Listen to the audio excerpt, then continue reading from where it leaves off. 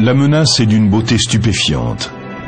Les tempêtes solaires créent des lumières somptueuses, aux couleurs miroitantes. Les aurores.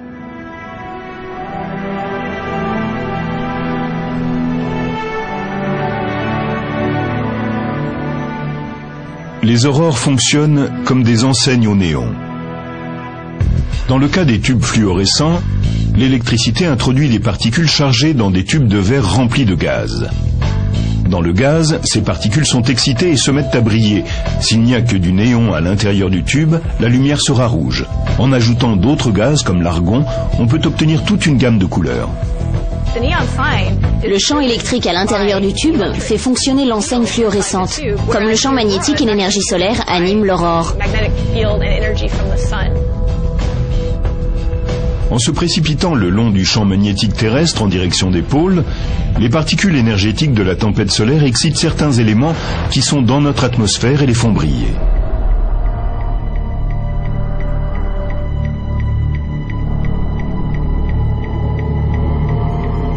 Les molécules d'oxygène émettent une couleur rouge ou verte, tandis que l'azote émet des roses, des bleus et des violets. Ces images fantomatiques sont généralement confinées aux pôles, mais des tempêtes solaires de grande envergure peuvent les pousser plus près de l'équateur. En 1859, une gigantesque explosion solaire a déclenché une tempête géomagnétique, entraînant la formation d'aurores jusqu'à Rome. La tempête de 1859 était un événement d'une puissance exceptionnelle, que certains ont appelé la tempête solaire parfaite. La tempête de 1859 nous a donné une idée de ce que peut faire le Soleil. C'était une tempête si intense et l'alignement était si parfait que les ressources naturelles de la Terre en ont été tout simplement submergées.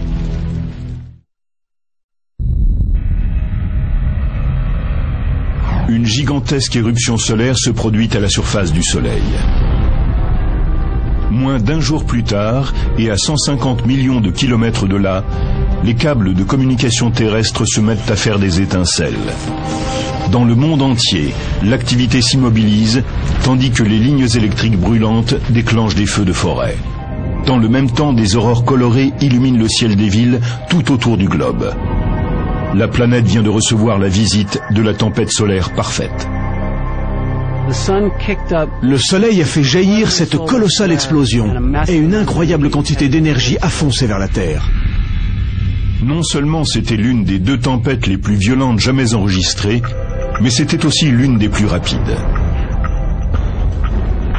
Surgissant d'une tache pointée directement vers notre planète, elle s'est précipitée sur la Terre en moins de 18 heures.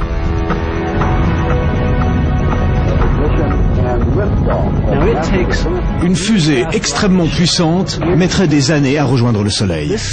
Eh bien, cette tempête, ce nuage de particules électrisées, a trouvé le moyen d'arriver ici en moins d'une journée. C'est hallucinant. Heureusement, cette tempête parfaite a eu lieu en 1859. Le télégraphe était alors le seul équipement technologique qui pouvait en souffrir. Depuis que nous sommes devenus totalement dépendants de la haute technologie, on n'a pas revu de tempête de ce type. Mais la question demeure. Et si cela se reproduisait? Que se passerait-il? Une nouvelle tempête parfaite peut-elle survenir? La réponse est oui, il n'y a aucun doute. Et comparé à celle de 1859, ses effets aujourd'hui pourraient être dévastateurs.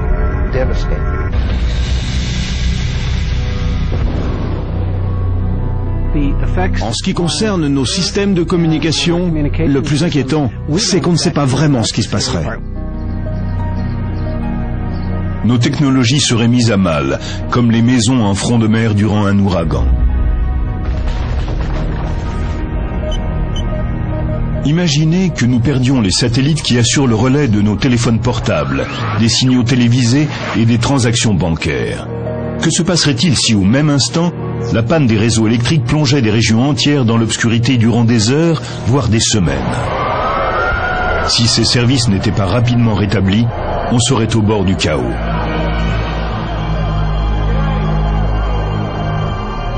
Il y aurait une répercussion en chaîne sur toute la société. Cela toucherait tous ceux qui vivent sur Terre. Les tempêtes solaires sont aussi difficiles à prévoir que les ouragans. Si les météorologues n'ont pas les moyens techniques de prédire la prochaine tempête parfaite, ils savent en revanche qu'elle devrait se produire à l'apogée du cycle solaire de 11 ans. Ce qui se passe, c'est que le Soleil inverse la direction de son champ magnétique tous les 11 ans. C'est-à-dire que tous les 22 ans, il revient à son point de départ. Au fur et à mesure que l'on approche du changement de cap, tous les 11 ans, le nombre de taches solaires augmente et l'on note un pic de l'activité solaire.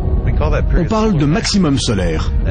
Et ces phases sont entrecoupées tous les 5 ans environ de périodes appelées minimum solaire. Ce mouvement s'étale donc sur 11 ans, avec un soleil hyperactif et pris de folie. On dirait les feux d'artifice du 14 juillet. Puis cela se calme, et pendant quelques années, le soleil est assez paisible, jusqu'à atteindre un creux où il n'y a plus guère qu'un pétard qui éclate de temps en temps. Tout comme la saison des ouragans, les maxima solaires sont d'intensité variable. Certains produisent des tempêtes bien plus violentes que d'autres. Et bien que nous soyons actuellement dans une phase de minimum solaire, les scientifiques étudient soigneusement les catastrophes que le prochain épisode risque de déclencher. Le dernier maximum solaire se situe aux environs de 2001. Le prochain devrait donc avoir lieu vers 2012, mais les prévisions varient. Les physiciens spécialistes du Soleil retiennent leur souffle en attendant de voir ce qui va se passer. Les opinions sont extrêmement divergentes. Certains prétendent que le prochain cycle solaire pourrait être le plus violent de l'époque contemporaine. Si ces prédictions se réalisaient, la Terre pourrait en voir de toutes les couleurs. Il y a du souci à se faire si l'événement de 1859 se répète. Les dégâts pourraient être colossaux. Le jour où le Soleil va piquer une crise, on en apprendra long sur la réactivité de notre technologie. Une bonne partie de la violence du Soleil explose ici, dans cette partie infernale de l'atmosphère, appelée la couronne. Cette région a longtemps recélé l'un des grands mystères solaires. En effet, bien qu'elle se trouve à près d'1 million de kilomètres du noyau générateur de chaleur, la température s'y mesure en millions de degrés, ce qui semble contredire toutes les lois de la physique. C'est très étrange. Là, j'ai un thermomètre. Si je l'approche du feu, il indique une température élevée, à peu près 100 degrés centigrades. Si je l'écarte un peu du feu, on obtient quelque chose comme 36 degrés centigrades. Plus je l'éloigne du centre, plus la température tombe. Dans la couronne du Soleil, il fait aussi chaud que dans le noyau. C'est à peu près comme si je disais que là, loin derrière moi, la chaleur du feu était semblable à celle du feu lui-même, alors qu'on en est très éloigné. Qu'est-ce qui peut bien causer cette surchauffe de la couronne? La réponse est plutôt étonnante. Dans l'enfer de la couronne solaire se déchaînent des millions de degrés. Des siècles durant, les scientifiques se sont demandé comment quelque chose d'aussi éloigné du noyau solaire pouvait brûler aussi fort. Récemment, des satellites très sophistiqués ont offert une vue plus précise de la surface solaire, et certains indices ont commencé à apparaître. Sous la couronne, la surface du Soleil bout littéralement. Toute la surface du Soleil est recouverte de cellules de convection. De la matière en fusion s'en élève, atteint la surface, se refroidit en brillant, c'est la lumière que produit l'astre, puis retombe.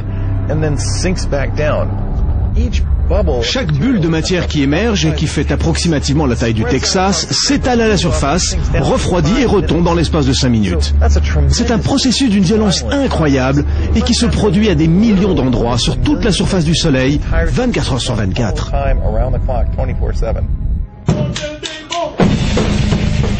Ce bouillonnement n'est pas seulement violent, il fait aussi un bruit assourdissant. Le Soleil est un endroit prodigieusement bruyant. Essayez de vous imaginer toute la surface du Soleil recouverte de haut-parleurs, réglés aussi fort que les concerts de rock les plus décoiffants, et vous aurez une petite idée de l'univers sonore qui y règne. La surface bouillonnante du Soleil crée suffisamment d'énergie sonore pour surchauffer la couronne à des millions de degrés. Les scientifiques pensent que c'est la combinaison de ces ondes sonores avec l'énergie du champ magnétique solaire qui est responsable des températures extrêmes qui règnent dans la couronne.